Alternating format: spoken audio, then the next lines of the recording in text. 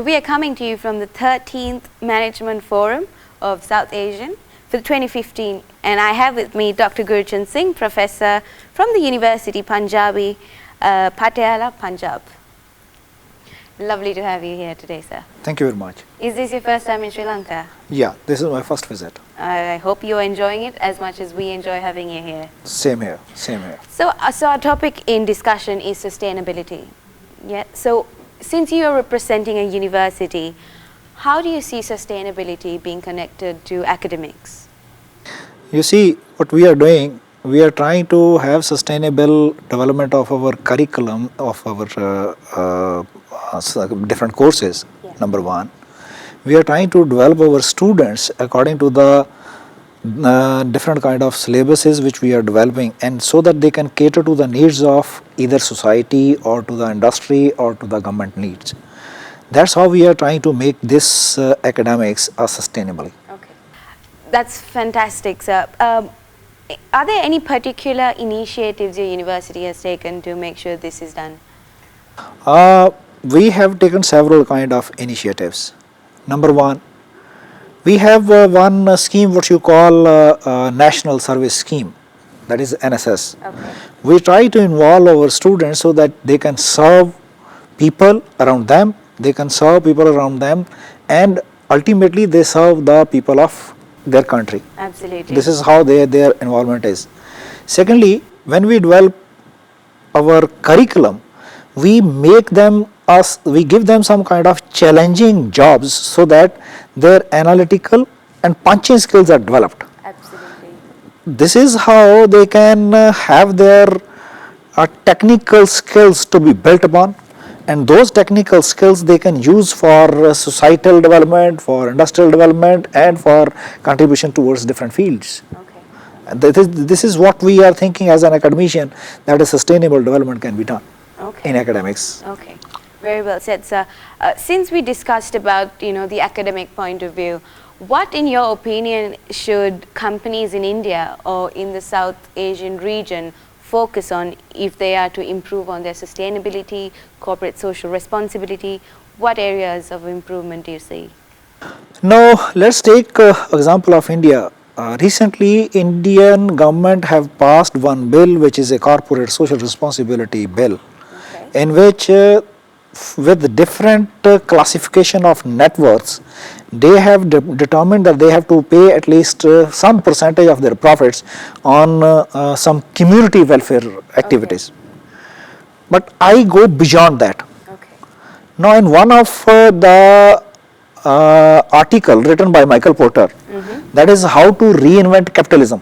Okay. He talked about there should be a creation of shared wealth. Absolutely. Now, creation of shared wealth means that you develop community in such a way that community should reciprocate to your company as well, and company should do some welfare for community. Both are intertwined in such a way that mutually they benefit each other. It is just not that the company should pay something for community welfare, it should be that the community should also do some activities. Their involvement should be in such a way that the society is groomed, society is benefited, and it's for a long-term benefits for both of them. Absolutely. Another question I have for you today, sir, is you notice that in countries like Sri Lanka, countries like India or the South Asian region, most of our economy is composed of the small or the medium businesses. Yeah. They tend to not much on corporate social responsibility because they're small in size. What advice do you have for them if they are to grow within the next few years? Shreya, you see, what it appears to me is, no doubt they are small businesses, but they are revenue generating businesses. Now one way, if we take example of government, they are asking for revenues by taxing these businesses, and if they are generating some revenues by taxing those businesses, these revenues are again to be used for the welfare of a community or for the welfare of a citizens of that country. Now going by this model, if we ask these small business vendors or small business entrepreneurs to deliver at their own end, Yeah. What's the harm in it? Somehow, if you ask these small business entrepreneurs or medium business entrepreneurs, they might be delivering in a better manner than the government itself. At least around their areas where they live in that community, they belong to that community, and community is benefited out of them. Absolutely. So what you're pretty much is saying is it shouldn't be a law that is enforced on you. It should come from within. They should be willing to give back to society. Exactly. If you earn from a society, then there is a time to pay back to that society also. Absolutely, because it's pretty much the circle of life, how it goes. So just, since we are in today's world, you know that every company is pretty much a profit crunching company, and challenges faced by corporates to, keep spending on corporate social responsibility and sustainability activities is quite difficult. What do you see? I mean, do you see that the corporate social responsibility will increase in the years to come, or do you think it will be stagnated or decrease, in your opinion, sir?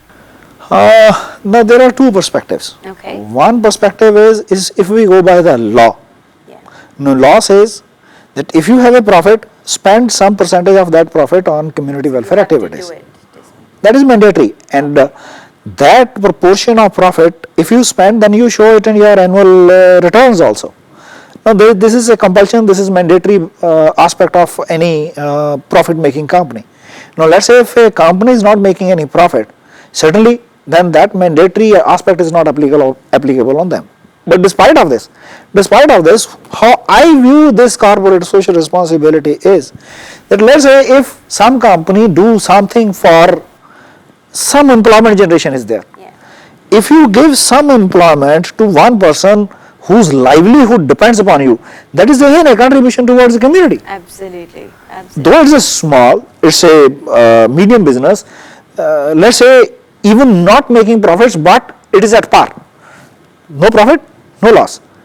Still, if you are generating some kind of employments, another example I can say, if they are producing some kind of products, those are eco products, green products, you are ultimately benefiting your environment. Okay. That is another way of contributing towards the society, contributing towards the community. That's how I see that even if law is not operating, beyond law, these organizations, these establishments can do something for community, for country, and for society as well. So thank you, sir. Thank you so much for being here. It was a great pleasure to have you here. Same here. It is a pleasure to be here with you, coming from India, sharing my views on the earth of Sri Lanka. Thank you. Thank you to all of you. God bless. Thank you, and hopefully we'll see you again soon.